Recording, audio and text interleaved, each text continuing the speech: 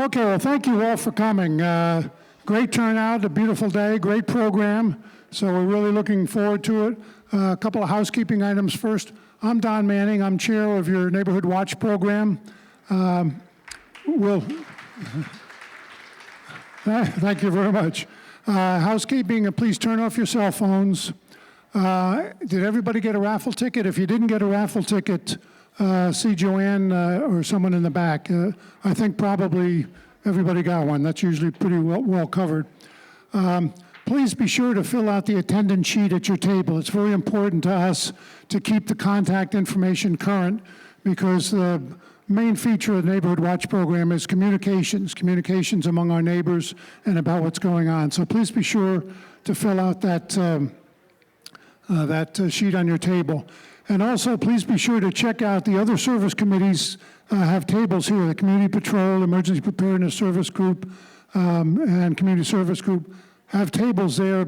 Please be sure to check them out after the meeting. They do a lot of good work. We just had such a full program that usually we have them say a few words, but today we have a great and full program.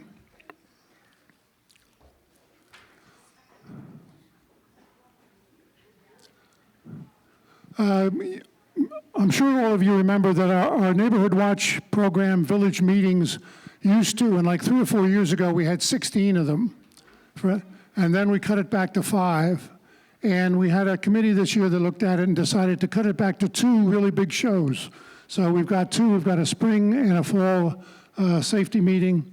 And I think it's going to be much better. We're able, with fewer events, to have a much better program. We are really appreciative of the Henderson Police Department, Chief Chadwick, certainly.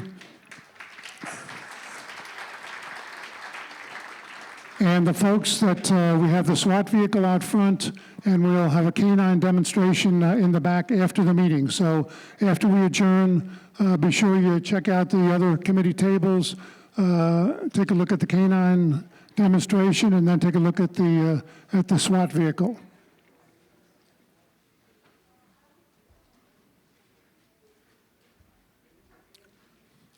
A quick review of, you clap for me, but I'm just a figurehead. The real work is done by the rest of the Neighborhood Watch program leadership team.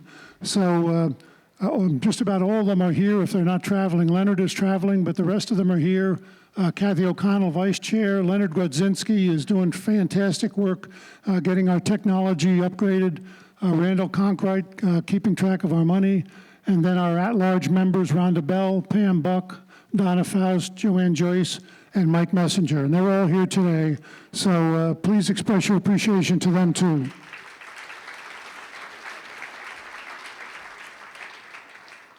We also have our Sun City Anthem board rep, and I mistakenly had Bruce Stanley, who was our board rep last time. It is now Barry Rubinson, representative from the Sun City Anthem board, and I know Barry's here because we talked earlier on.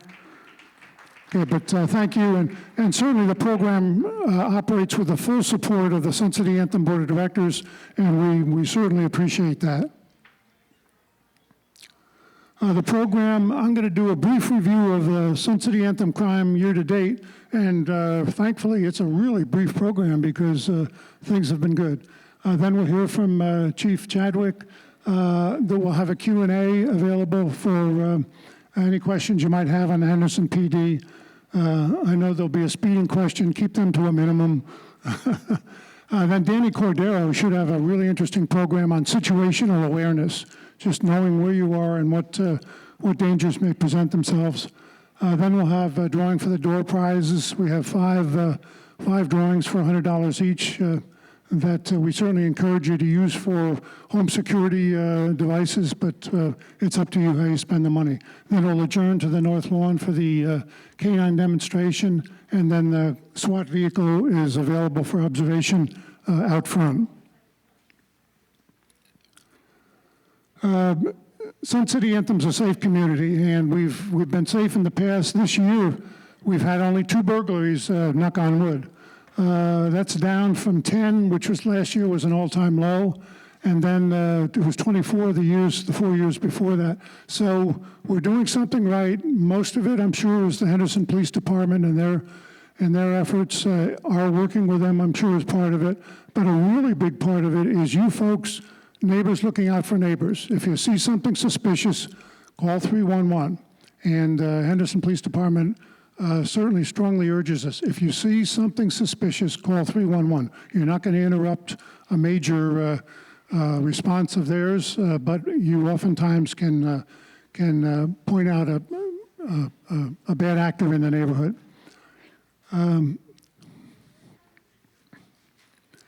Quick neighborly thought. We really, Henderson PD and also we really think it's important that you know your neighbors. So we've got a device called the Safety Diamond. I think Henderson PD calls it Four Corners. But it's really just a way to keep track of your neighbors, know where they are, how to contact them. And we have a form on the website that's easy to fill out for your neighborly contacts. And on the back of it is all the contact information. So this is a really important thing to be able to know your neighbors, how to contact them if there's an emergency either at your house or at a neighbor's house. So with that, it's my great pleasure to introduce Chief Holly Chadwick, Chief of Police of the Henderson Police Department.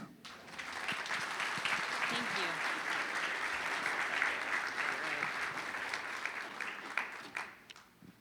Good morning, everyone. It is so amazing to look out in this room and see all the members of our community here in this bright morning, and the smiling faces, and it just reaffirms why we put this badge on in uniform every day. Our sole purpose is to protect and serve this community. So the opportunity to come out and talk to everyone and be present with all of you and see your faces, it's really impactful for us, and it means a lot. So thank you all for taking the time to be here with us today. I'm gonna slide this chair over just, all right. So first I'm gonna talk to you about what led me to policing and what got me to this point in my career. So I grew up in Las Vegas, Nevada. Went to school at Clark High School back when there was probably 10 high schools. There's a lot more now. And then when I was graduating high school, I had played competitive softball and really loved sports, really loved teamwork. And I thought, well, I want to keep playing softball. Now I had an academic scholarship to BYU, but they didn't have a softball team at the time. So I decided, well, I'm just going to walk on to UNLV. Unbeknownst to me, they had just come back from the College World Series and were ranked third in the country.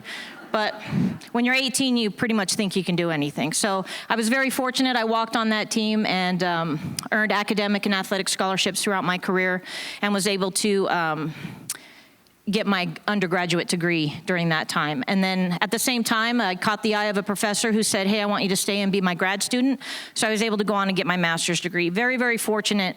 But the reason I bring that up is my foundation was always teamwork, team mentality, how you work together as a unit, and how hard work can get you somewhere. After I graduated grad school, I got offered a coaching and teaching position in colleges outside of Nevada. So for 6 years, I was off living my life, traveling, teaching, doing everything I loved, and then 9/11 happened. And that's when I had to sit back and say, what am I really supposed to be doing with my life? So that's when I came back home. At the time, Metro was having a hiring freeze, right? So I grew up in Vegas, so I looked at Metro first. They had a hiring freeze. I had friends that worked for Henderson. They said, come do a ride-along. Well, I did a ride-along, and then I was hooked. And so 22 years later, I have been with the Henderson Police Department. I'm extremely grateful. I live in Henderson. This is my home. So I have selfish interests why I want to make sure our police department's really good, because when I retire, I plan to live here also and make sure we're all going along a safe path. Throughout my career, I've had many, many opportunities, but a few of them, most notable, were when I was promoting from sergeant to lieutenant. I remember the phone call. My chief called and he said, hey, I'm going to promote you to lieutenant. And I said, all right, that's awesome. Thanks, chief. And he goes, I'm going to put you in SWAT. And I was like, what? With those guys? But at the time, our SWAT team was having some issues, some maybe cultural issues, some identity issues. So I saw it as a challenge. And I can tell you, it was one of the greatest opportunities of my career. It taught me so much about tactics, but it also taught me about it's just my job to point everyone in the right direction and let them do the work to get there. And I can tell you our SWAT team needed very little guidance to turn things around. I just had to point them in the direction they needed to go. They did all the work. That was about 10 years ago. And they were probably one of our finest and outstanding units in our department. And they do a fantastic job for us.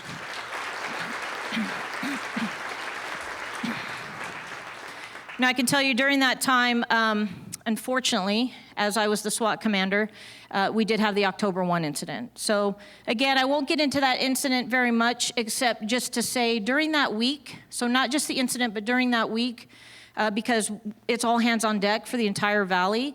So we go to what's called an ABX roster. So we work about 12 to 14 hours and we overlap throughout the valley to help out.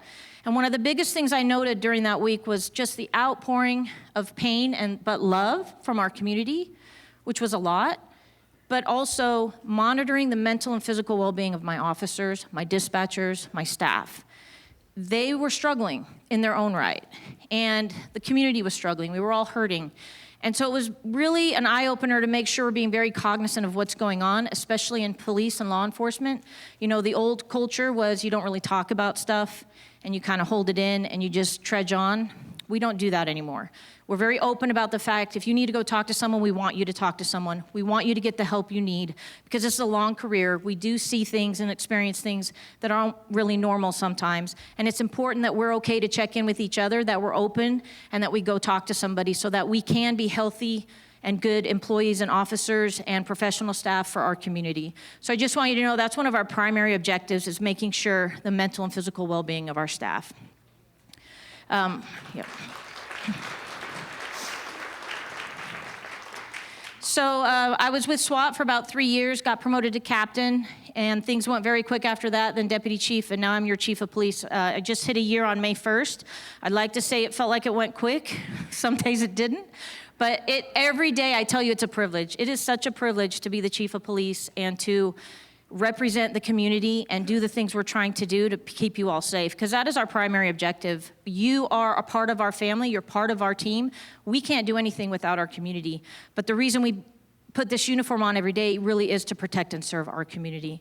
So I just wanted to come and talk to you today about, give you a little bit of my path, and then also talk to you about what we do as a staff. So we have a huge department. I don't know if you realize, we have about 700 total on our department. Now that doesn't count our volunteers, who are another 200 plus strong. And we don't just do police work like this. We have all our extra assignments and specialized assignments, but we also have our Henderson Detention Center. We have our animal shelter, which adopt, don't shop. We have a crime and intelligence unit, so we have staff dedicated every day to pulling reports, pulling stats, pulling data, and they help redirect our deployments to make sure we're in the right places where we need to be to combat crime and or keep our crime rates down. If we identify a pattern somewhere, there's a constant communication all the time to make sure they're telling us our resources need to direct to a certain area. We have meetings every week and every day about individual areas, right? So even Anthem, Sun City, everything, constantly talking about what's going on. We have dedicated personnel to monitor everything. That is why we work really hard to make sure we keep our crime rate down. Now, I would love to tell you we could eliminate crime, because I would love to be out of that business, but we all know that's not a reality. But our job really is to make sure we're utilizing the resources we have internally to do those things. And we do it every day. We talk about it every day. And I want you to know the biggest component of that is each of you. You are our force multipliers out there in the world. You know what belongs and doesn't belong in your communities, in your neighborhoods, even if it's a car that's been there a few days and you're like, that doesn't look right. We really do want you to call us and have us come out and check it out. And I've heard a lot of people tell me, well, we just didn't want to bug you guys with this. No, that's our job, right? Because we would rather come out and check it out and find out it's nothing. But I can tell you, sometimes it is something, and we prevent something before it happens. So again, thank you so much for being our eyes and ears out there. We need you. A few safety tips I'll talk about is the biggest things we see kind of up in this area are crimes of opportunity. And that just means you're not paying attention, right? We go in the grocery store, we get our groceries, we're walking out, we're not really paying attention to where our wallet is or our purse or our keys, and somebody will just come up and snatch it. Just be aware of your surroundings, right? Always make sure you're paying attention. And in your vehicles, please don't leave valuables in your vehicles. And I totally understand it's your vehicle, you should be able to leave in it what you want, but criminals don't care about that, right? And so we really, really need you to hide your valuables and secure your valuables. And please do not leave any key fobs or any garage door openers in your vehicle if you park them outside. That's one of their easiest ways to enter into your home, is if they break into your car, pop the garage, and walk in. I can tell you one of the biggest issues we have with break-ins with vehicles is stolen firearms. So when people talk about firearms that hit the street, I can tell you over 50% of those are from a vehicle where they stole them. So we really, if you're a firearm owner, trust me, I have no issue with that, but make sure you secure those firearms. Do not leave them in your vehicles, please, because we don't want those to get in the wrong hands. We also have a dispatch center, our communication center. Just so you know, our communication center is just for Henderson. And I can tell you, when you call 911, if you ever have to, they answer within 15 to 18 seconds. That's how quick they answer that call and then dispatch us out so we can do life-saving measures. And it's important to us to make sure you know that, because the rest of the valley shares a dispatch center and they're working very hard to make sure they have what they need. But Henderson is the lone one that has our own. We have redundant lines. We have a brand new area in Inspirata that we've built where we're going to be moving dispatch in once all the 911 transfers are coming through the fiberware. I don't really know all that stuff. I just know there's optics and fiber and things in the ground. And once the phone rings, they're moving over. So, but it's important for you to know they work really hard in that communication center. They handle police and fire, and we make sure we have dedicated dispatchers at all times so that the hold times should be very minimal, if ever, when you call 311. When you call 911, we're answering. But sometimes if a bunch are calling 911, the 311 non-emergency line may hold a minute or two, so we just want to make sure you understand that's only because the logs are getting covered over here, and we will never put a 911 call on hold. 311 is non-emergency, so if you hold for a few minutes, we'll get to you, we promise. Rarely are you ever going to hold unless there's a critical incident going on in the valley. We also have our own forensic lab, and we have some of the most well-certified and highly educated forensic scientists in that lab. We just opened a new lab over off of Sunset and Boulder, and it's amazing the things they can do in that lab for us. It's not just the blood work, the toxicologies, the drug work, it's the prints. We have one of the only 2 certified in the state footprint examiners in the valley that does stuff for us. So again, when we talk about how we want to solve crime and use technology, it's all the resources that Henderson has in place for you to help us solve those crimes when they occur. And then, of course, we leverage technology. My SWAT guys will be happy because I finally got them their drones they wanted. It took a minute, but we have 2 drones coming. Amazing technology for them to be able to utilize these drones to see up, because everything's safety, right? My job is to make sure you all get home safe at night, but also that my staff gets home safe at night. And so I have to utilize other resources also. We have robots, we have drones, we have an amazing K9 unit with some phenomenal dogs.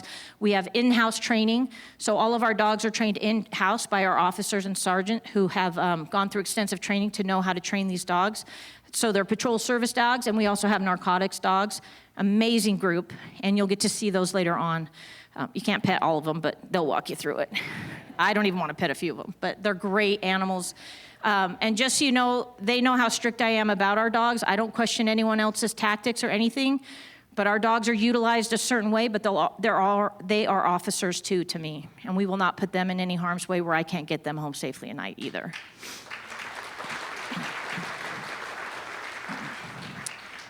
And some of the most important things I just want you to know, our police department, you have some amazing men and women who work for our police department, not just who wear the uniform, but the professional staff that we have. But it also, just so you know, we hire from the human race, so they do make some mistakes. And they know I love each and one of them. They are my family. I care about them. I care about their families. You know, one of my SWAT operators just had a baby. His wife did the work, but 3 months ago, he's got a little boy 3 months ago, and that's why you can't wipe that smile off his face. He's now a father.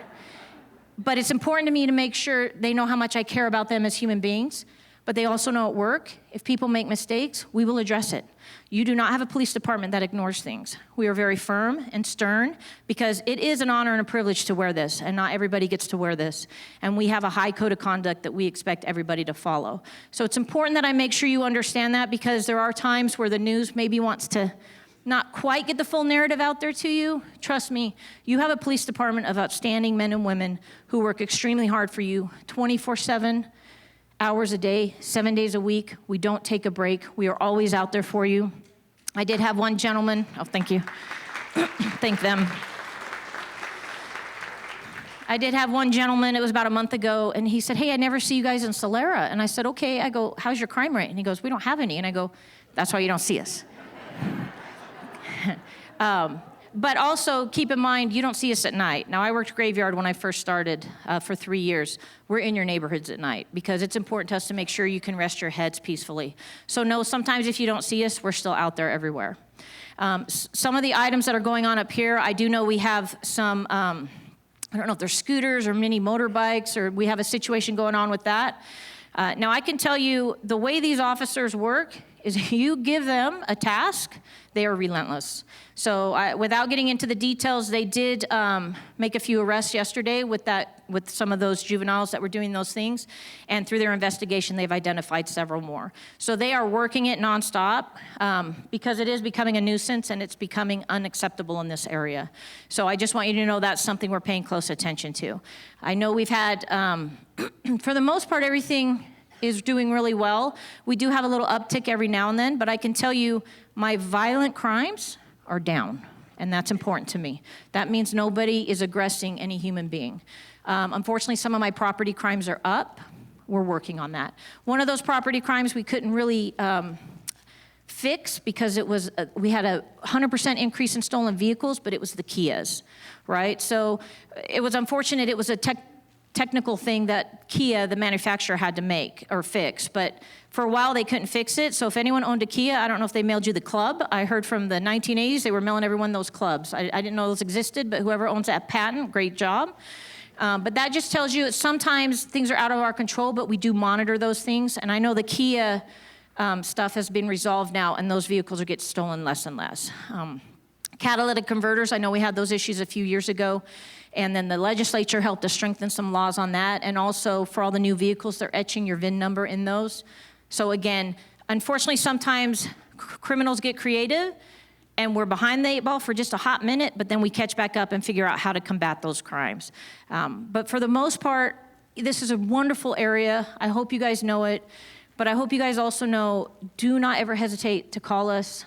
We have a Citizens Academy. I know some of you in here have attended it. It's amazing. We do it twice a year. If any of you want to go through that, it gives you more of an insight in what we do as police and all the different things we do. We currently have 11 officers in field training for you right now.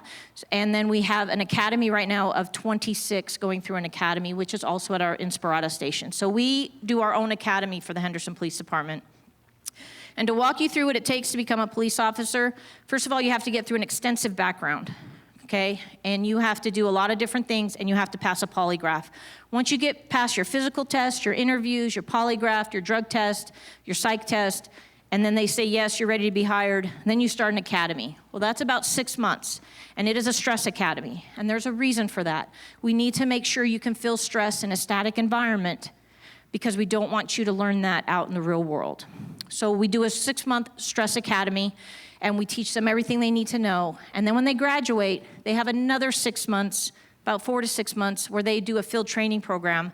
They ride with an officer. Every 5 weeks, they change officers, and it's kind of like your partner who's helping you train along and get ready to go. So it takes about a full year before by the time you get hired to where you go out as a solo officer on the road. And there's a reason for that, because Henderson is very strict about the training. And again, it's my job to get everyone home safe at night to their families. So we have to make sure you have the best training that you have. And that's very important to us. And then from there, your career is what you want to make it. And we have a lot of amazing opportunities on our department.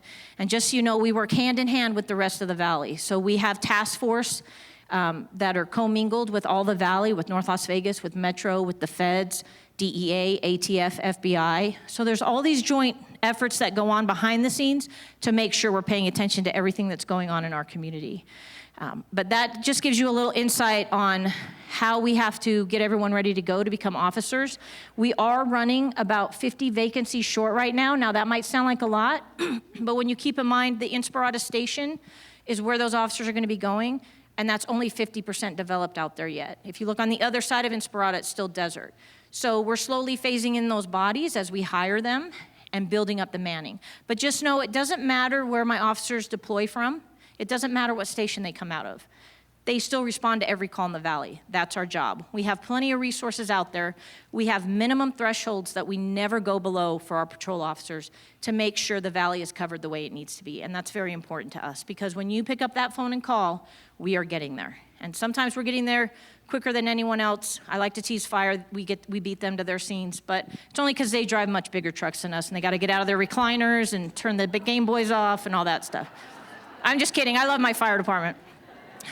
But it's important for you to know that's why, because we can get to some places quicker, we have 200 AEDs in every patrol vehicle, so that we do have life-saving measures if we get to a scene before fire and paramedics can.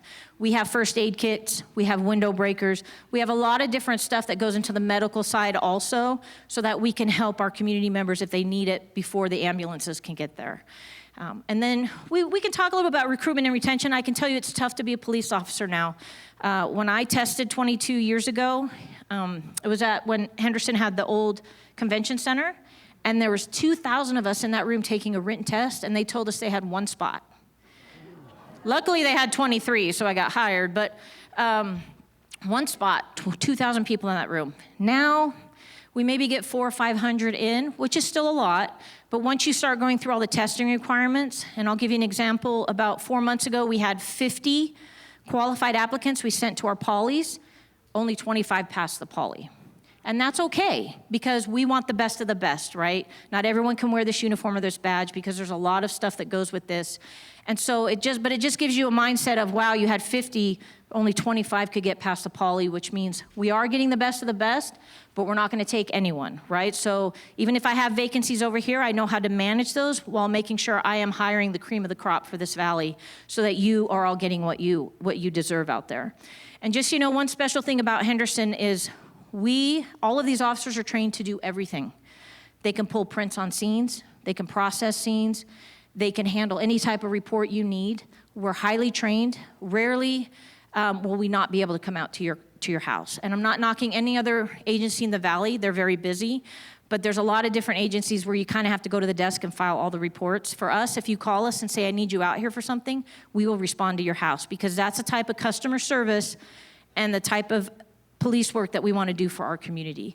So it just goes to show what a great community we have, and we're very fortunate that, again, it's a partnership, and how much we care about all of you, but that is our job, and that will never change. We will always come to you and make sure you feel safe and comfortable in your home and your workplace. Let me see if thank you. I think I kind of covered everything that they wanted me to cover. So I know if you guys have any questions, would you feel free to ask any questions? I don't know if we have a mic. Oh, there's one. There's a few mics there. If anyone has any questions, I'm happy to answer anything you have. I will address, while they're bringing the mic, we know traffic's an issue. Tell me about it.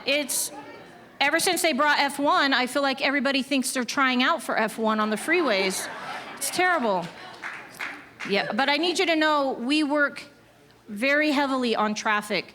We do joining forces through the valley. We have units all over. We've now started about 3 months ago. I told my traffic officers to go in some unmarked, because people drive different when they don't see us. And I can tell you I got 2 complaints about that. Both of them called to tell me, it's not fair you were hiding in an unmarked vehicle. I was like, but were you speeding? Well, yeah, I was speeding, but I would have slowed down if I saw the lights and sirens. So again, we're not trying to be sneaky, but we gotta slow people down. And I can tell you this, the last 3 weeks, my traffic unit has written over 1,500 citations. Yes. But unfortunately, we still have the speeding. So we are working on it. We're working on a lot of different things. I'm sure if some of you read about the red light indicators we put on intersections, those are to help maybe slow people down, because that's one of our deadliest things, is when people run those red lights. We can't have that. And I also need you to know, and this is a terrible statistic, but last year I had 11 fatalities total. This year, it's still in May, and I have 13. And I can tell you, it's not all because someone was driving under the influence. There was a couple over here. Unfortunately, there was a few here where it was pedestrian error, a bicyclist error, and then unfortunately, some just reckless driving over here. So I wish I could pinpoint one thing and then we just target that, but we can't. It really is a cognate on everyone needs to slow down. And if people are driving crazy, get their plate and call it in. because we know how to find them with their plate. And we just need people to slow down. But we also, if you have kids or grandkids, if they're out on those bicycles, please get helmets on them, and please tell them they don't own the road. Tell them to be very, very cautious, because unfortunately you will not win that battle with a vehicle. They're just too heavy and powerful. And I don't want to lose any more members of our community. It's just too tough. It's tough on the families. It's tough on my officers that have to go out on those scenes, and my crime analysts. It's just tough for everybody. So if we can get everyone to slow down, we appreciate it. But if there are issues in your neighborhood, we have Comcates. You can call it in. You can call our traffic hotline. We will be out there, trust me, and we will enforce the best we can. Yeah. Does Henderson Police Department benefit from the Fusion Center that Metro has? Yes, we benefit greatly from the Fusion Center. We have an officer who is assigned down there as part of a task force. We have full access to the Fusion Center if we ever need anything. And we are also in the beginning stages of starting what we call a real-time crime center for Henderson, which will tap into the Fusion Center. So again, working with the Valley and all the people that we work with and the partnerships, but we do have somebody that's with them 24/7, but they are only a phone call away. If we need something from the Fusion Center, we call them, and they have eyes in the sky everywhere for us. Yeah. I've been commissioner of Nassau County's PAL in New York for 10 years. I'd like to know, is there a program here that runs similar to the PAL that's in other places? The Police athletic leave. So we have more of something similar to that with our gym, our PAL gym. So we have that kind of program right now where we have youth going into a PAL gym, and we work with them on a lot of stuff. So it's very similar to PLA, but we don't have something established as large as what Metro does have a PLA. Would you be interested in starting it? We would absolutely be interested. Okay. Yes. I'll leave you my name. That's fantastic. Thank you. Hi, I just wanted to ask, is there a volunteer program for citizens to help out the police department? Yes, ma'am. So right now we have about 200 volunteers. We have 45 more that just applied 2 weeks ago. The volunteers can do anything throughout the entire department. We have about 80 that go to animal control on a daily basis, not all of them at the same time, but they're amazing what they can do to help us out with getting those animals out and playing with them and giving them rec time before they find their forever home. And then we have another 120 that work throughout the whole department. So either you're helping at my desks, you're over in the detention center, we have some up on the 3rd floor with me helping out. We have about 7 that work in our cold case unit. They've solved 2 cold cases, by the way. They're pretty phenomenal. Yeah.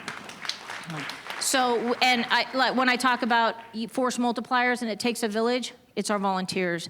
Last year alone, they donated so much time. The city puts a number on it. It was about $1.5 million they saved the city with all their donated time. But to me, you can't really put a number on it. What they come and do every day in and day out, and the exhaustive amount of hours they give us, and the smiles on their faces, and everything they do for our department throughout every area command, the jail, dispatch, everywhere. I mean, we couldn't do without our volunteers. And Jenny Bovey is the volunteer coordinator. She's full-time. She's amazing.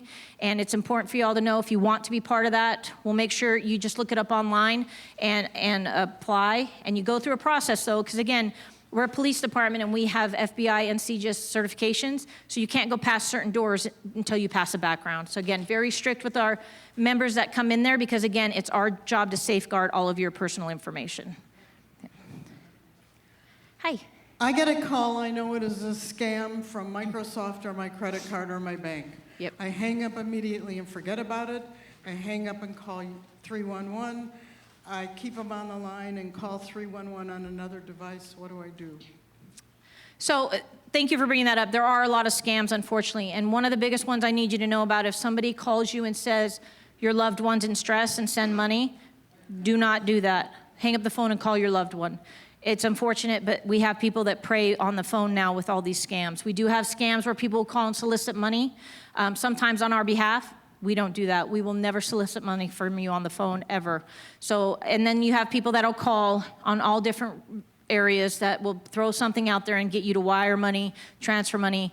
I met a nice lady about a month ago. She almost transferred $30,000 to one of these groups. The only thing that held it up was her bank was in Texas. And so it was going to take a day. And by then, she called the police, and we stopped everything. But that's a lot of money, right?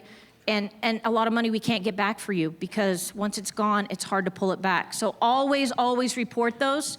We do have a fraud unit that actively investigates all of that. Some of those, unfortunately, lead back to overseas, but some of them internally, not necessarily in the Valley, but over the country. When you work with your federal agencies and put everything together, there are some that we are solving. So please always call us and report it. Way back there.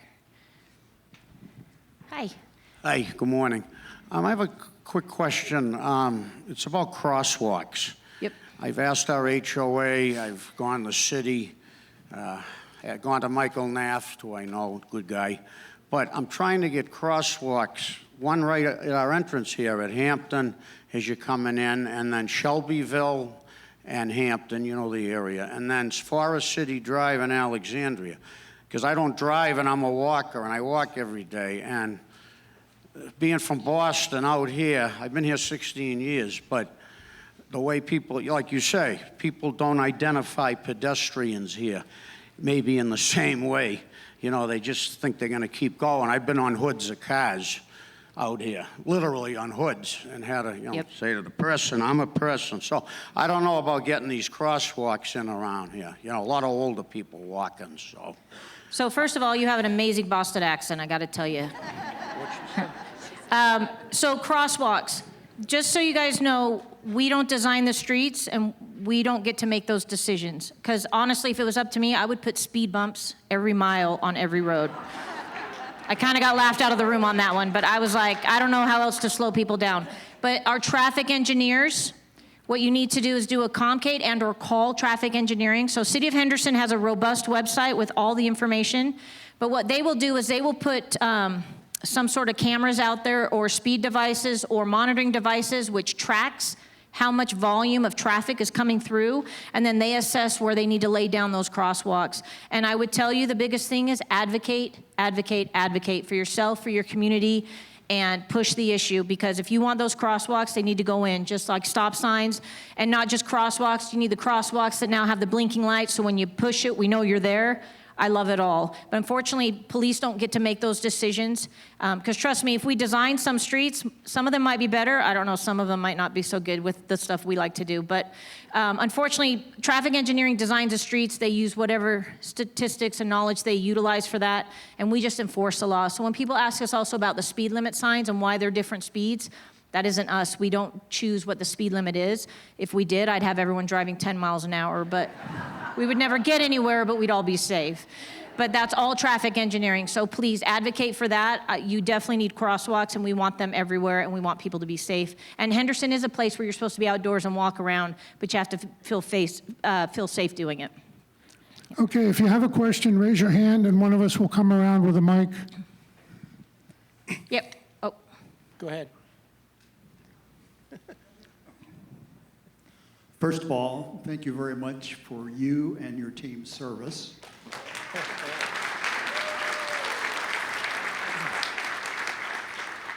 A very quick impact that you could have on the speed of our drivers in our community is as you come off of Anthem and you make a right on to Hampton, you have to go a fairly good distance before you realize that it's 30 miles an hour. The placement of a 30-mile-an-hour sign as you make the turn, I think, would really calm a lot of things down. Okay. It's hard to get out of this parking lot because somebody's trying to go 45 or 55 Sure. miles an hour because they're late for whatever they're going to do down the hill. Yep, and I'm happy, again, it's traffic engineering that does that, but I'm happy to talk to Lance Olson, who's the director, and let him know, can we just put a sign a little bit closer so when you guys turn out, it's right there in front of you? Yeah. That seems like a simple fix to me. Yeah, I've lived here for 17 years, and I apologize for all the people that have heard this before, but we've still been waiting for that sign, and I keep on being told it's a budget issue. So anything you could do. Well, here's the with deal. I don't know how much appreciate those signs cost, but I'll pay for it myself if I need to. We'll get you a sign.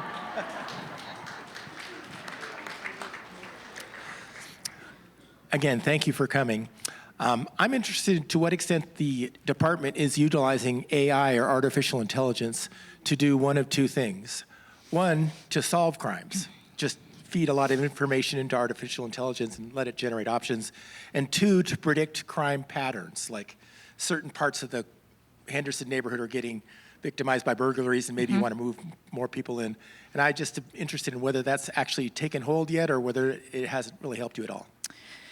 So AI, we use a little bit of that, but it's more partnered with Metro and their Fusion Center, and it's more facial recognition, right? So I can give you an example. About 6 months ago, we had a crew that kept coming in from California, committing crimes and going back.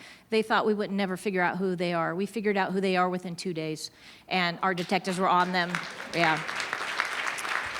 And our detectives were on them, and they were arrested with the next time they came back because we had technology ready to go when we saw they were coming into the valley and stopped them before they started. So we do utilize technology on that. As far as our crime and intelligence unit, they don't necessarily use AI as much as they use data structured and methods of operation and patterns and things that they're tracking.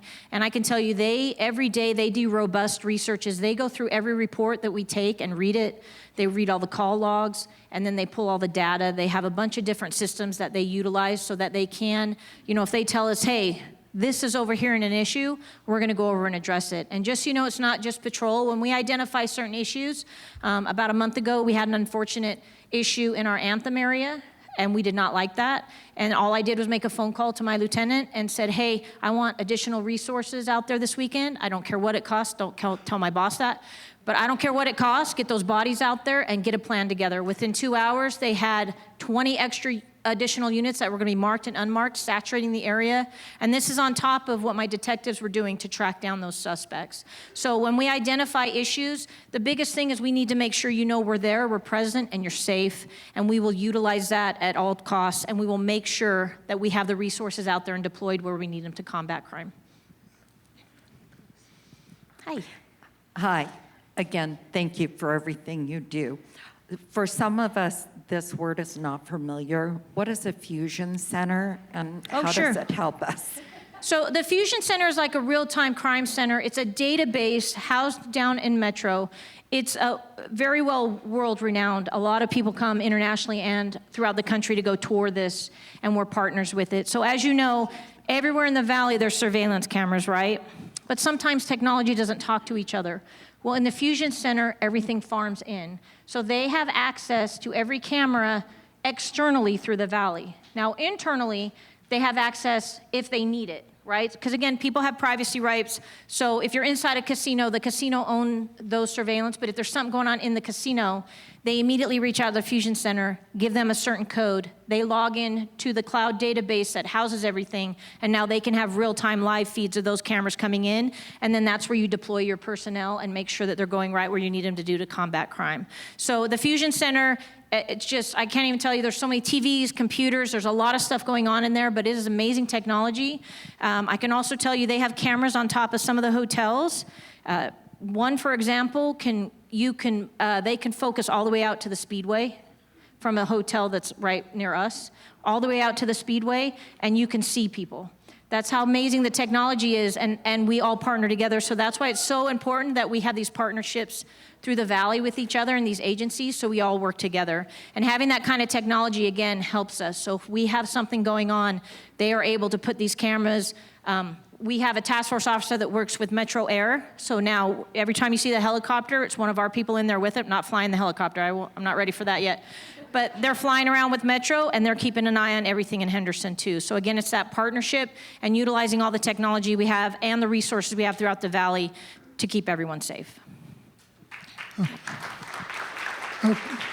Okay, any other questions? Certainly, Chief, thank you very much. A lot of good information for us. Communications is what it's all about. So, just in closing, I want to say thank you so much for this honor and privilege to come talk to you today. It means a lot to me. It truly is a privilege for me to serve this community. I'm just so grateful every day that I get to wake up and put this uniform on and kind of drive my officers crazy, but it's fun for me. And just making sure we're making the impact in our community, because that's what it's all about. So thank you all so much. I really appreciate you.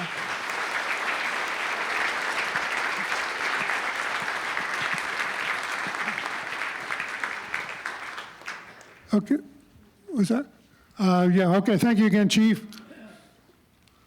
Now we have situational awareness. Be aware of where you are look at that person next to you. Do they look suspicious?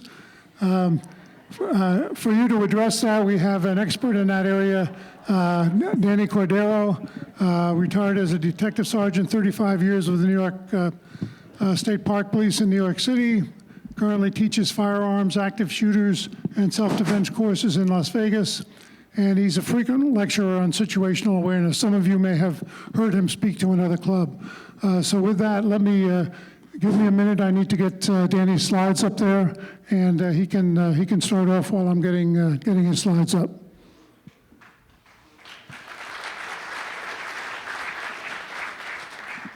Good morning. Can you hear me in the back? Cool. Thank you. Welcome this morning. Let's give a round of applause to the Chief of Henderson Police Department and the Henderson officers are here.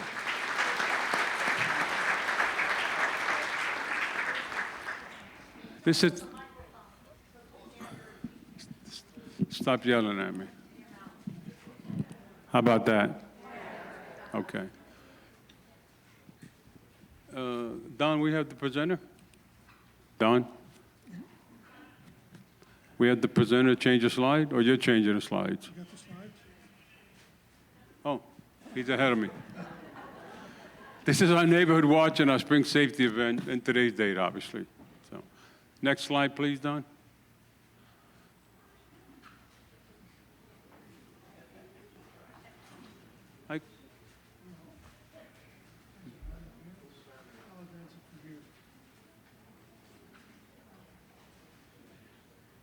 Technology.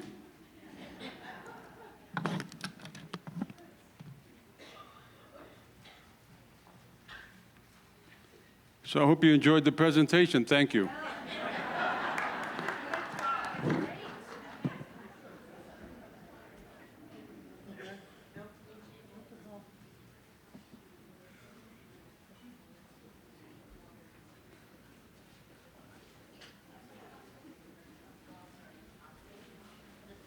"28 minutes are gone."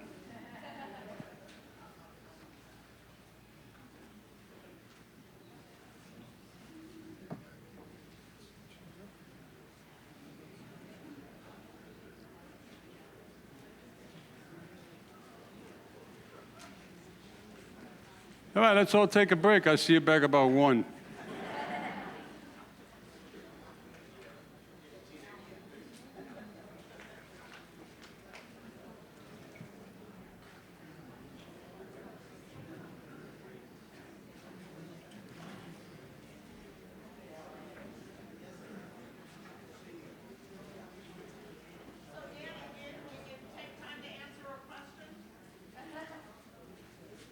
I haven't. I live on a street with 97 houses and a few more cabins.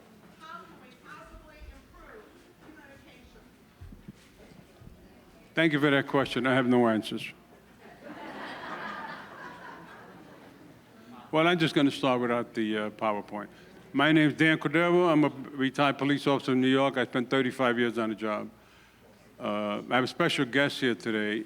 She never wants to come to these presentations, and it's my wife, Lillian. Get up, hon, stand up.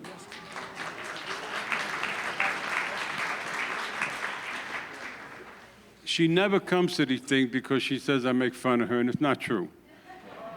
I make fun of her cooking and her driving. Other than that, she's fine. So.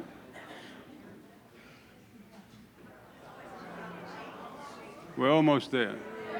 There you go. I hope you enjoyed that. That's the presentation. See you next time.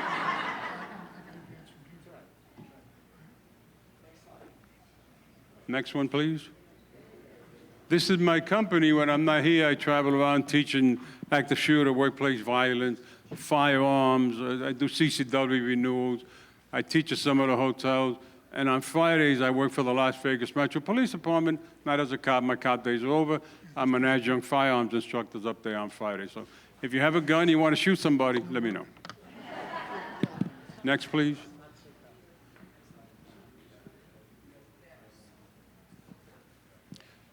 Let's talk about safety. Mostly inaccurately defined as the freedom from the occurrence of risk, danger, or loss. It's very simple. Risk, danger, or loss. Next, please.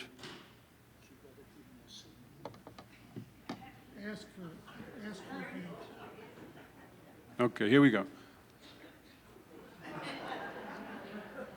We're going to get this right by the last slide. Back one up, please. You missed one. There we go. Okay. What causes the lack of safety in our daily lives? Fatigue, distraction, stressful situations, family, illness, finance, divorce, problems at home, poor mental state. Understanding and optimizing these and other human performance factors are essential in being safe. When you're not feeling well, when you're on the way to the doctor, are you give a hell about what's going on around you? You're not feeling well? No. And that's when your safety is the most compromised. That's when your situational awareness is the most compromised. You don't feel well, you got money issues, your wife pissed off at you because you didn't do something, which barely happens in my house.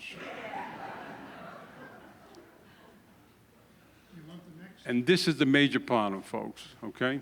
Your cell phone is our biggest problem today. No text or call is more important than your safety. A large percentage of accidents involve talking and texting on a cell phone. I was on Anthem Parkway a couple of weeks ago, and I said this to my wife when I got home, and there was a senior citizen, much like most of you. Notice I said you. She was in the left lane, and she was doing 25 miles an hour. I'm in the right lane. I'm doing 125 miles an hour. And I got past her, and I looked over at her, and I blew the horn. She never looked up. She was texting on her phone. Put your phone down when you're in your car and pay attention to what's going on around you. I was in a very, very serious car accident last August 27th. Both my wife and I were in my Ford, and we got hit by a guy who was high on some stuff and not paying attention. And he totaled the truck, and he put the both of us in the hospital. Put your phone down. Your calls are not important. Your text can wait till you get to where you're going. Listen, cell phones are lifesavers. Everybody's got one. Who doesn't have a cell phone here? Raise your hand. That's my point. We all have them, okay? And they're lifesavers. They are. But we depend on them now ridiculously. I'll tell you a quick story. My wife and I don't watch TV together because she watches that Hallmark channel with that nonsense where everybody always finds the right person at the end of the show. That's crap. It's not the way life is. But you know me, I'm in the living room. I'm watching the cop shows. I'm yelling and screaming, shoot him, shoot him. Because that's all I know. So sometimes around 10 o'clock, I could feel like a little dessert. No reason for laughter. I could walk to the kitchen 12 feet away, or I could text her.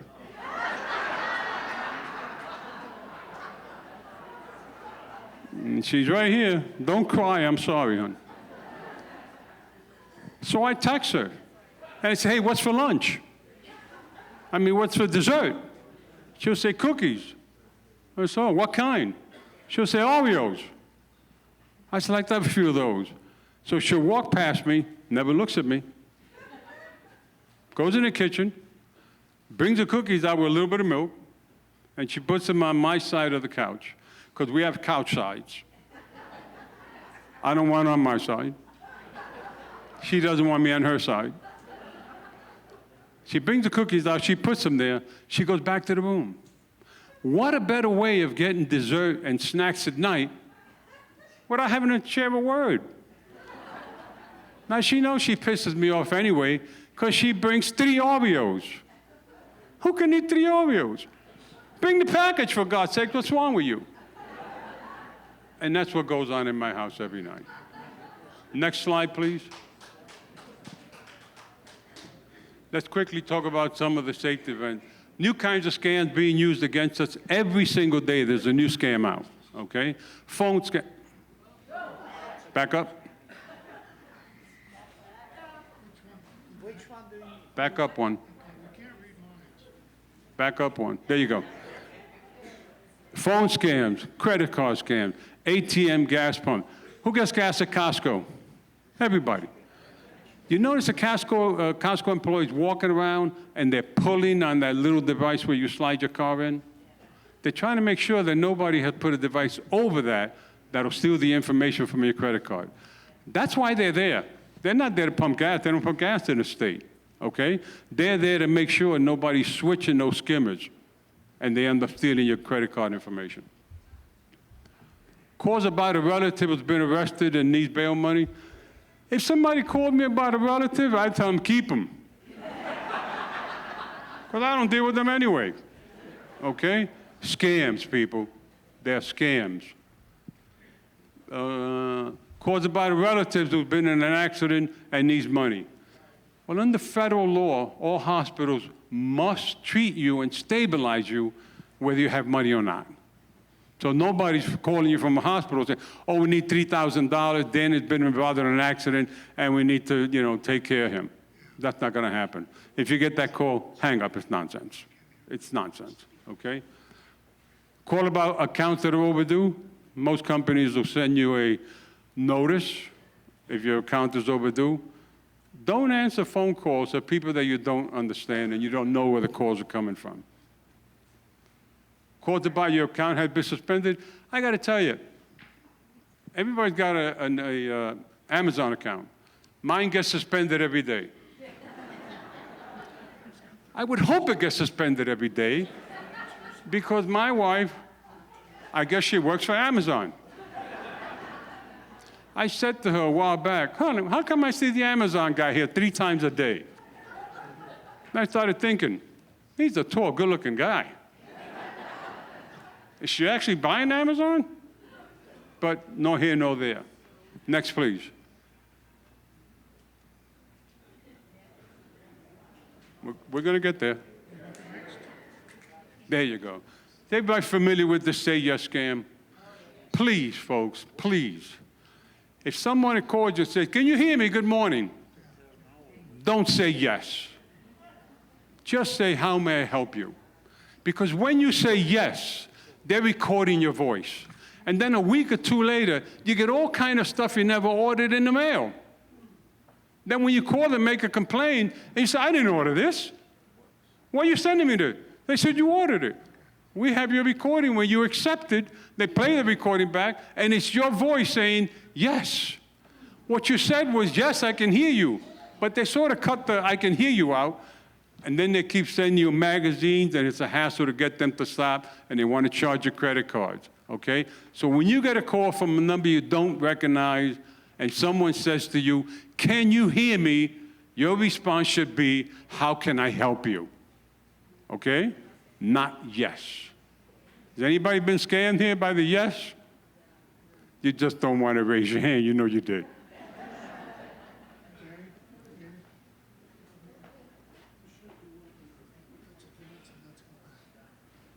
All right, we'll try it. There you go. These are my 3 cards. I wasn't the sharpest guy in school, I got to tell you. Okay, I barely got through high school. They let me graduate college because I was 97 years old. They were tired of me. If you do the math, I have 3 cars, but I have 2.5 parking spaces. I have to leave a car outside because I don't have a choice. But I'm one of the fortunate ones in Sun City Anthem. My neighbor next door died. Had nothing to do with me. She died. And I take care of her house. Her daughter owns a house, and she's not here very often, so I'm able to park my truck in her garage. But here's what I see as I travel around Sun City Anthem, which pisses me off. I see beautiful cars like mine. This is my new Mercedes. This is my wife's Lexus. I see garage door opens, and there's a bunch of boxes in the garage. You know what's in those boxes? Garbage for the next garage sale. People are filling up their garages with junk, but they're leaving their $40,000, $50,000, $60,000, $70,000 cars in their driveway. Does it make sense? Of course not. We had a garage sale a couple of years ago, the first one they had here many years where the people could actually come around to your house. So my wife and I took a bunch of stuff out. I got to tell you, it was crap. But we put it out there hoping somebody would give us 10 cents for it. So we put it out. And we stood there 5 or 6 hours. You remember how much we sold? We sold $3 worth. Am I right? $3 worth. The rest of the stuff I took, I put in my car and I took it to Goodwill. That stuff that you think is worth a ton of money in the garage sale, it's not. Push that stuff somewhere else, give it away, get rid of it, okay? We all have too much stuff to begin with. And put your cars inside your garage. That's where you belong. That's where they belong. Please stop doing this. I see this all the time. You're laughing because you know you do it. You're going on vacation. You pull your car out of the garage. You bring your luggage. You're laughing because I saw you. You bring your luggage, you put it outside. You put your car outside. You have your favorite hat, keep the sun off your head. You're driving wherever you're going because you got a cooler, not allowed on an airplane, okay? And you got your little travel case for whiskers. You're taking them with you, the cat.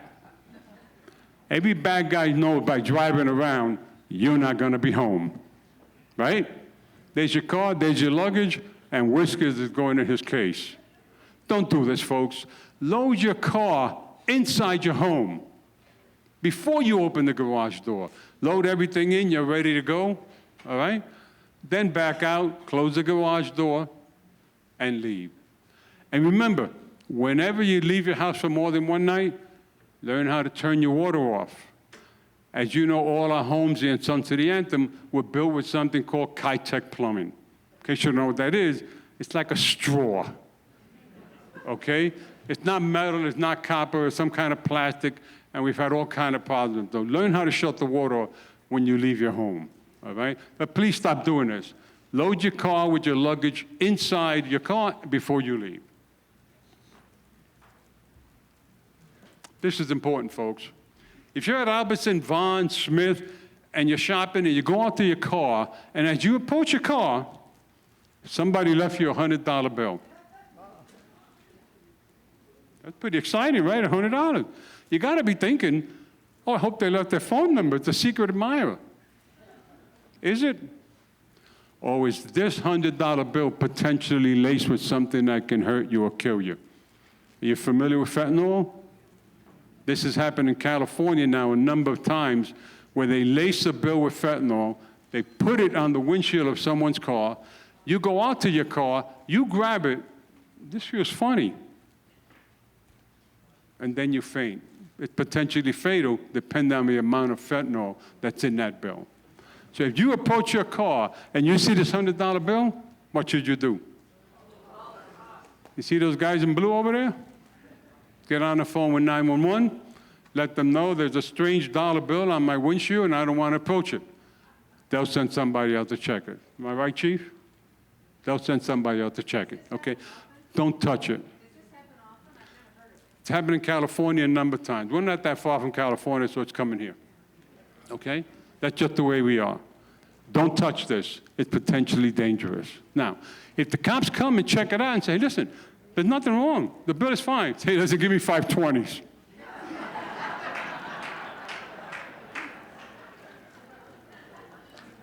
This is difficult to see this picture, but it's a lady carrying a pizza box. This happened 2 days ago in California.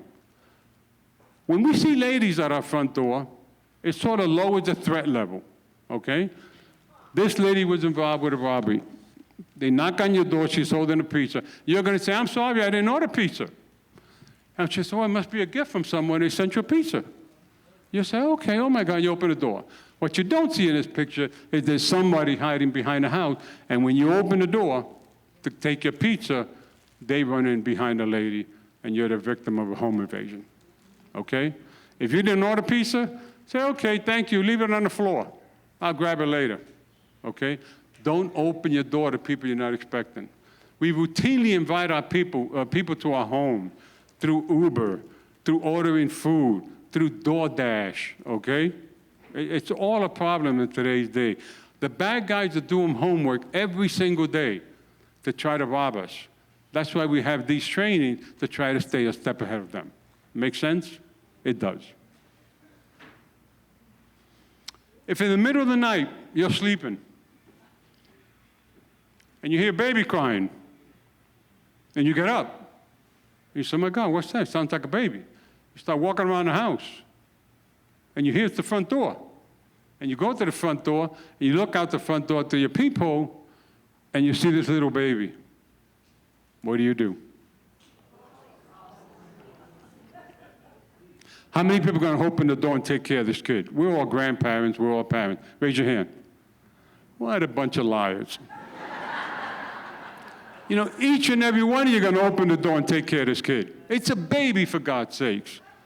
But that's not what it is. This happened twice in California, once in Las Vegas.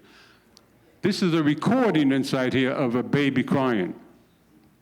You open the door, you reach down to tend to this kid, make sure it's okay, and the bad guys come from around the house and they push you into your home, and you're the victim of a home invader.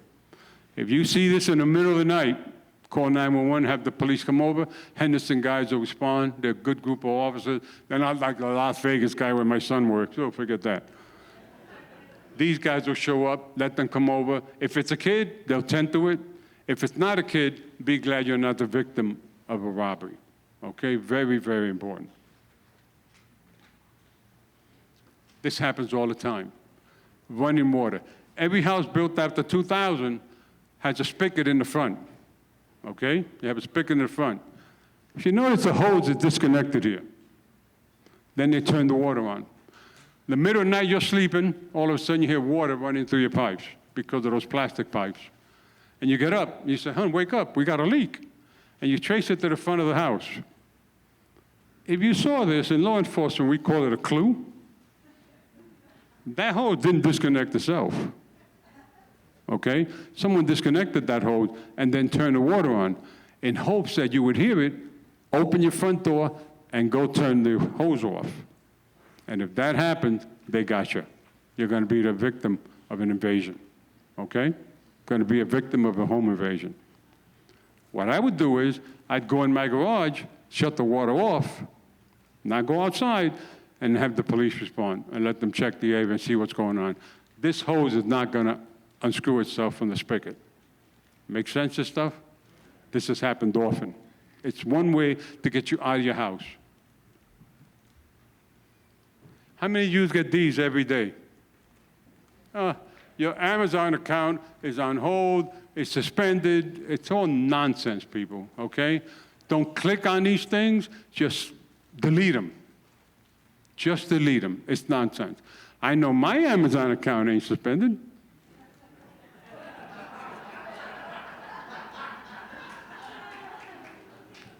Because the damn truck comes 3 times a day.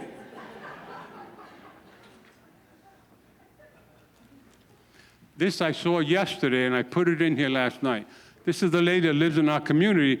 She got a call from a Sergeant Anderson. Apparently, he's from the constable's office. I'm not familiar with the stuff out here. There's some kind of constable. They're in charge of the courts or something. He's trying to convince this lady that she didn't show up for jury duty. Okay? And that she had to pay a fine because there's a warrant out for her arrest. Well, I got to tell you, and the Henderson police chief are here. They're not coming to your house to arrest you because they didn't show up for jury duty. They got enough to do just taking care of the town. This is a scam. She finally caught on to it and hung up on the guy. But she says in her statement here, and this was on next door, that he was very convincing. And she thought she was in trouble, okay? Just say, well, I'll go down to the court and take care of it, officer. Thank you for calling, and hang up. Hang up. It's a scam, and she talks about it at the end. Anybody got any of these yet? You got one, Woody? Yeah, Woody got one here in the front, Woody Park. Listen, the bad guys study every day. Every single day they practice to take our money, to get into our homes, to steal our cars. That's why you have to stay on top of your game with these trainings. Scans being used to get in our car. You're shopping, the plates are removed from your car. I'll show you. you finish shopping, you live a few blocks from the store, and alongside you comes a car, and somebody says to you, hey, mister, you dropped your plate fell off. And you say, oh my God, that is my plate. And you pull over. Did your plate fall off? Or did they take it off while you were shopping? Okay? Scam. It's just a way to get you to pull over. Now they have access to your car, to the ladies that have your purse, they have your credit cards, they got their home keys. Okay? If somebody pulled up and said, my plate fell off, I keep driving. You park your car at a local store. When you finish, your car's making a loud noise. I'll show you what they do. Your car's parked outside a local store. Nothing seems unusual. When you come out from shopping, you walk to your car. The whole parking is empty on an evening at Albertson or Vaughn, but there's one big van that decided to park next to your car. Why? Be careful if you approach your car and there's two guys waiting to grab you to pull you into that van. Okay? Go back into the store, ask one of the store attendants to come out and walk you to your car, and they will do that. Okay? They will do that. Don't approach your car, park next to a big U-Haul truck or some other truck, and they're blocking the view of everything around them, except for you. And you get to your car, and they try to grab you. Okay? This is my plate. It has 4 screws on it. It ain't falling off. So if somebody held that plate up to me and said, sir, your plate fell off, pull over. I may pull over because I got a gun on. But don't pull over, okay? Report the plate stolen, go down motor vehicle, and they'll give you another set of plates. This is the noise. This is the plastic water bottle. They jam it in between the wheel and the fender. So as you drive away, your car starts making a and you say to yourself, what the hell is that? It wasn't there when I pulled in. That's because while you were in the store shopping, they jammed that bottle in between the wheel. They want you to pull over, get out of your car, go out to see what the noise is, and then they got you, they got your car, they have your house keys, they have your purse, they have your credit card, and they leave you on the side of the road at St. Rose, and they're heading to your house to rob you. Okay? Be cognizant of this. If your car didn't have a noise when you pulled into Albertson or Vons or Smith, and it starts a little bit of noise later, just keep driving it, okay? Hopefully, the bottle will fall off. If you're really worried about something, call 911. So I got a problem with my car. I'm seeing some suspicious people behind me. They're going to tell you, put your 4-way flashes on and continue to the police station, or we'll have an officer meet you on the way. Where are you? Okay? The Henderson police are good people, not because they're here.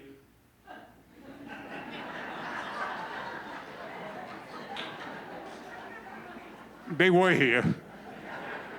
No, they suck. No, I'm kidding. It's not the Las Vegas police where I work and where my son works. That's a big, busy job. They're not coming out for most of the stuff. But these young men and women here, led now by Chief Chadwick, they'll come out and they'll assist you. They were a good, good bunch of people. And you better be glad you live here and not in Las Vegas. You approach your car and you see this. Somebody put a rag on my car. What the hell is this? And what are you going to do? You're going to go over and grab it, and you're going to pull it off the car, you throw it on the floor. What the hell does that smell like? Boom. Because these rags are laced with fentanyl. Fentanyl, as you know, is the big drug now coming from China through Mexico, okay? Fentanyl is 100 times more potent than heroin. 100 times more potent than heroin. That's a scary fact, folks. You touch this rag and then you touch your nose, maybe the last time you touch anything, okay? Don't approach your car. Get on the phone with 911, say there's a suspicious rag in my car. I was in Danny's class a couple of months ago. He told me to call you. Okay? I don't care what you do, don't touch this. Get away from the car, the police will come, they'll quarantine the car, and they'll determine if this is potentially dangerous for you, okay? Arriving or leaving from your home, this is the big issue all the time. If you see a strange car or people around your house or in front of your house that you don't know or recognize, don't open the garage door. Drive up to the next corner and keep an eye on what's going on. Get on the phone with the police. Say, listen, there's people in front of my house. They're not my neighbors. I know all my neighbors. I don't know what's going on. I'm concerned for my safety. And they'll send the car out, okay? They'll send the car out. When entering your garage, make sure you pull in and you close the door before you get out, okay? Why? Because if somebody's in there waiting for you, or if somebody sneaks in there before the door closes, you're still in the safety of your car. You can put your car in reverse and hit these garage doors. In case you don't know, they're made like of tin. Right, hon?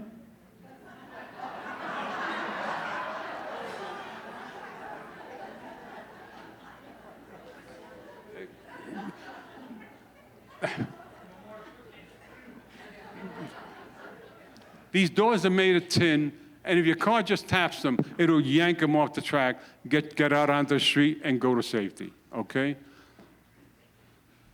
If someone's right in your garage, use your vehicle escape. Put it in reverse and knock the door down. Nobody cares. A lot of homeowners now are backing in. I taught a different class here recently, and a homeowner said to me, and it made sense, I back into my garage now, Dan, so I can see what's going on in front of me, especially at night. It's a good idea, and I put it on this presentation. When leaving your home in your car, wait for the door to fully close, okay? Wait for the door to fully close, and then you can drive away. Why? Because these doors are equipped with sensors. If you look at the bottom of your garage door, there's 2 sensors, and they signal each other back and forth. So if you back up and take off, and the door starts to go down, but the wind blows or a piece of paper or something interferes with the sensor, it will reset the door, okay? It'll reset the door, and the door will stay in the up position. Right, Gloria? Gloria's my neighbor. And that's what goes on. So wait till the door closes before you leave. Simple. Some of these little safety tips will keep you safe, and you'll avoid having to deal with the Henderson police and everything that goes with it. Leaving your home, make sure you close all the windows, the doors. If you have plantain shutters, I'll show you in the next photo, I'll show you how to place them. Leave your TV and the radio on. We have a bird at home, my friends here know. We have a small parrot at home. We've had them for 35 years. By the way, don't buy a parrot unless you want a lifelong commitment. So we leave the TV on for him. I don't know if he watches TV, but we leave it on for him, just to make noise. I spoke to the energy company, and today's digital TV take very little or no current to run. So you could probably leave your TV on like we do, 12, 14 hours a day, 7 days a week, whether we're home or not for the bird, and it costs $2 or $3. If a thief is coming to break into your house and he looks through the window and he sees that TV on, guess what he's thinking? You're home. He's going to go to your neighbor's house. And isn't that really what we all want?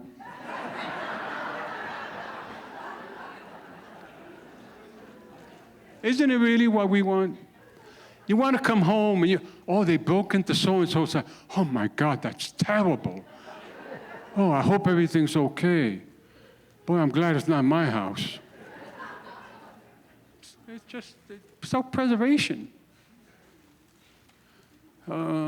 Leave lights on. We have lights on timers, on different timers and different lights, so they go on at different times when we're away. If you're going on vacation for a few days, let a trusted neighbor know. Gloria's my neighbor. We're in contact with her. Nadi's here. She's my neighbor. They go away. They let me know. I go away. I let them know. Nobody's coming to my house, blah, blah, blah. That's the way it's supposed to be. Folks, listen to me. We can't do this alone. We have to do it in a group. There's safety in group. There's safety in the community when we unite together and watch out for each other, okay? There has to be. Listen, there's 350 Henderson cops. There's 400,000 people that live here. These guys are busy, so we have to help ourselves. because you can't get them all the time. And if they're involved in a shooting or something that's on a higher level than your home burglary, you may not see them for a long time. Listen, my son will tell you, if you call the Las Vegas Metro Police Department and you say, I've been robbed, they say, please leave a message.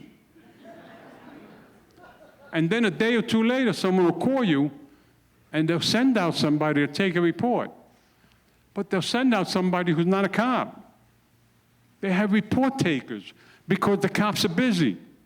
So they have actual civilians that will come out and take a report. It's not the police. Have your neighbor empty your mailbox, all right? We all leave for a week at a time. Have your neighbor, like Gloria does for us, I leave her the key. She goes, gets my mail, and then when I get home, she'll give it to me. Mailman will see that thing keep packing up. Years ago in New York, we had a case where a couple of mailmen were selling information where people were away. They know it. Your mail has been in a box for 3, 4, 5 days. They know you're not home. Make sense? Leave your key with a neighbor. Let them empty it. Now, how come somebody don't say to me, oh, you could just stop the mail? Can you just stop the mail? Yeah, you can. But somebody in that post office knows that you're away. Okay? Somebody in that post office knows that you're away. Have you seen the people that deliver the mail recently? I thought they all took a course while they were in jail on how to deliver the mail. There's no more uniforms. Remember years ago, they had a uniform, they had a hat, they had shirt, they had tie. They look official. Now I see some guy with flip-flops driving a mail truck. I don't know if he's stealing the mail or he's delivering the mail. Because that's what goes on with this today. It's crazy. This is the position you should leave your shutters. So when people look from outside, they can only see upward into the room. Okay? If you have these plantation shutters, they can see up into the room. You're seeing a lot of this now, folks. Everywhere you go. Cars broken into in driveways, cars broken into at shopping malls. Anywhere you go, you see a bunch of glass on the floor. The car that was there before you got the glass broken. They're stealing stuff out of cars. That's just the way we live today, unfortunately. Garbage cans. Bad guys do homework. They drive around and they look for this. If you saw this on your street, what would you think? Somebody's not home. Because every other garbage can is off the street.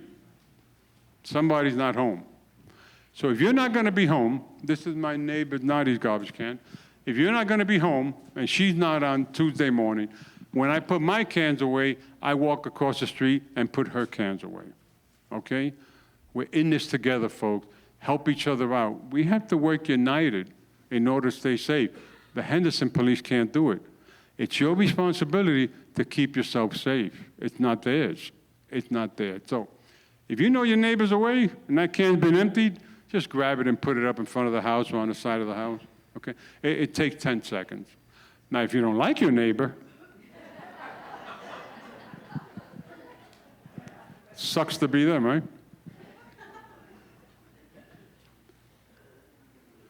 Somebody asked me recently, can I get scammed by answering a text? So I did some research, and it's telling you there's a small percentage of people that answer text, and you can't be scammed by it. Remember, there's people in India and Africa, the two scam countries of the world, okay?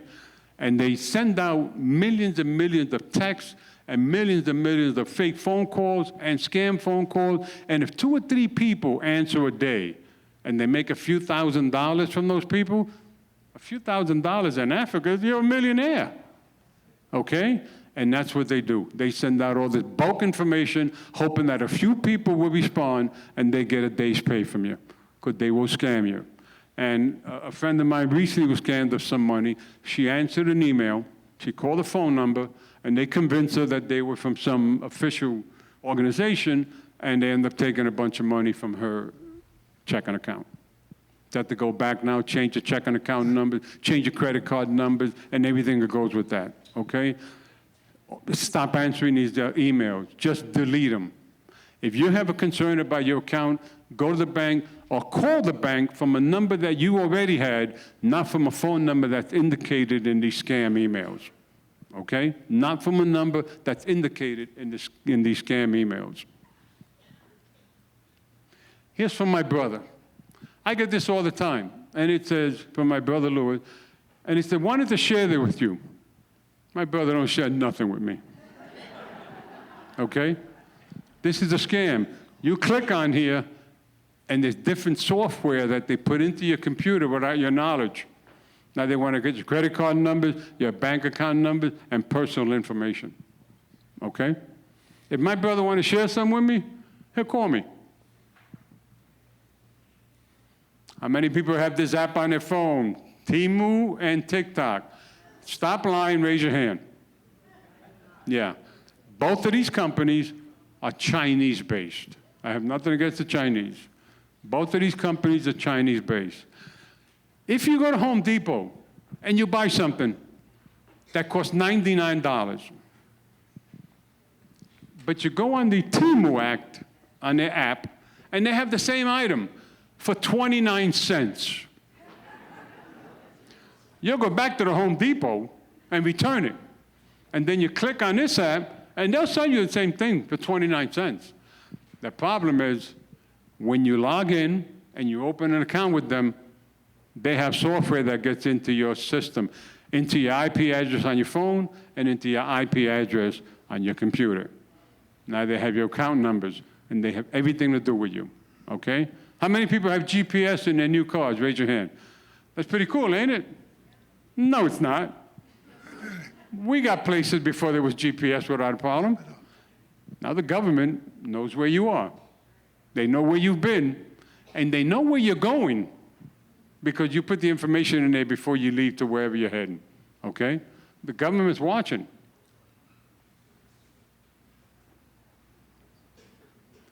Remember, criminals are looking for the opportunity to get your stuff from you, from your car, and from your home. Don't give them the opportunity. Don't make it easy for them. Stay on your toes. Hopefully they'll go to some other person or some other home or some other car, okay? On June 4th, write this down because it's important. On June 4th, next month, right here in this room, at 2 o'clock, 2 to 3:30, I'll be doing an active shooter class, how to survive. You know, we've had a couple of active shooters. We had one recently at North Las Vegas, at the University of Nevada, Las Vegas, where there was a couple of people killed. And we had the 1 October shooting. As you know now, Nevada and Las Vegas hold the record for the most people killed in active shooters. So I'm going to put that class on right in this very room on June 4th. It's a special day on June 4th, so make sure you make a note of it, because it's going to be my 70th birthday. Thank you very much. No applause necessary. So what I'm asking you to do is when you come, bring a gift. Cash preferably, so I don't have to report it.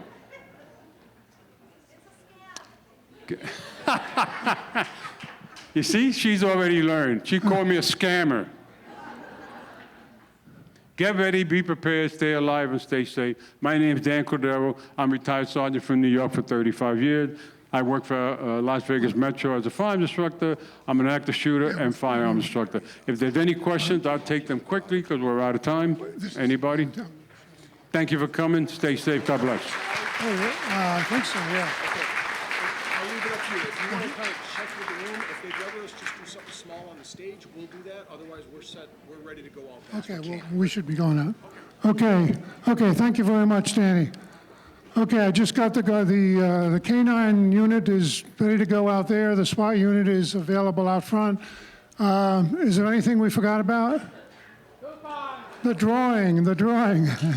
Okay, Danny, if you would draw 5 tickets, and if your number is called, come up and Joanne will verify that you're an honest person and give you the award, a $100 door prize.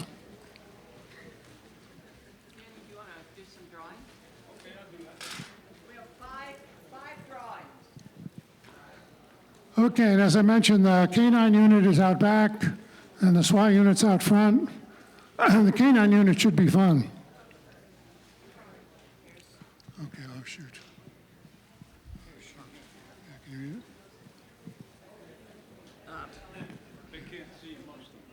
Okay, first number is 415-9770. I only heard groans. I didn't, okay. So somebody has it, if you want to come on up. We're going to draw again so that we have 5 $100 here. Danny's going to draw again. Okay. Here's this one. 219-1899.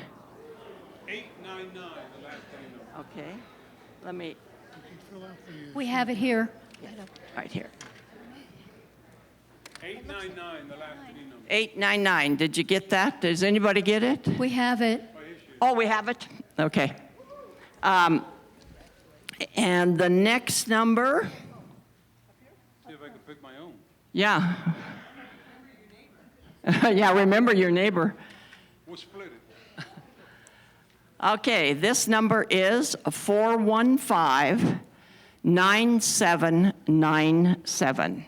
Okay, just wait can you wait a minute and, yeah, stand right here. 9797, oh, great. Okay. Let's see, what do we have here, 4? If I pick one too many, I guess I have to pull it out of my pocket, huh? Okay, the last one is 415-9801. Oh, good. Okay, so the K9 unit is out through the door, out through the outside of the restaurant here, out on that lawn back there. So the thing laying on the ground is called a bite pillow. It's just something that, like I said, that we train with them on. They're all very familiar, and it's a lot of fun for them. Patrol dogs, before you go work the streets, typically has about 400 hours of training. A narcotics dog like Hank probably has somewhere between 200 and 300. And then going forward, we're required to maintain an average of an hour of training every workday. And the SWAT vehicle is out front, and they have people out there to tell you about the SWAT vehicle.